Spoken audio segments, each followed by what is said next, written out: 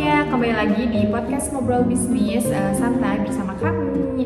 Hari ini kita bakal bahas topik penting banget nih, yaitu bagaimana cara mengukur resiko dalam bisnis. Aku Lisna dan bareng dua rekan aku, Raisa Dan saya Amsal. Hai, topiknya menarik banget ya. Soalnya banyak pebisnis yang berjalan aja tanpa sadar ada risiko di balik usahanya. Betul banget, karena kadang-kadang orang mikir, bisnis kan harus optimis. Padahal justru kita juga perlu siap sama hal-hal terburuk. Nah, di sini pentingnya manajemen risiko. Pertama, kita harus tahu dulu nih jenis-jenis resiko yang biasanya ada di bisnis.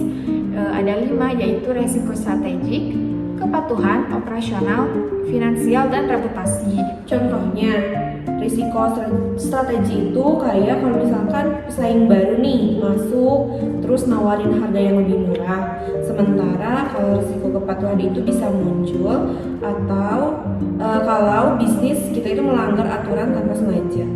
Nah, kalau operasional itu lebih ke hal teknis, misalnya listrik padam, sistem error, atau kehilangan karyawan yang penting.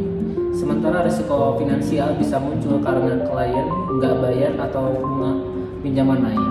Dan terakhir, risiko reputasi, misalnya review buruk dari media sosial atau skandal karyawan. Setelah tahu jenis-jenisnya, langkah selanjutnya adalah mengukur seberapa sering resiko itu bisa terjadi dan seberapa besar dampaknya.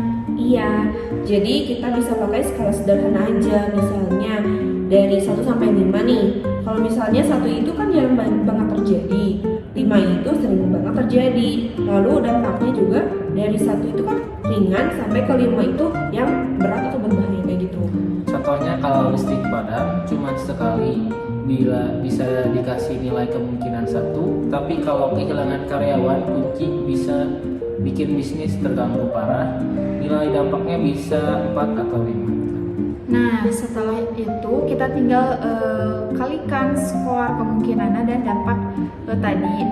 Misalnya resiko kehilangan karyawan nilainya 4 kemungkinan, dikali 4 dampak hasilnya 16, artinya resiko tinggi. Nah dari situ kita bisa tahu kalau resiko mana yang paling penting buat diantisipasi dulu. Jadi bisnis nggak asal jalan aja, tapi juga siap menghadapi masalah.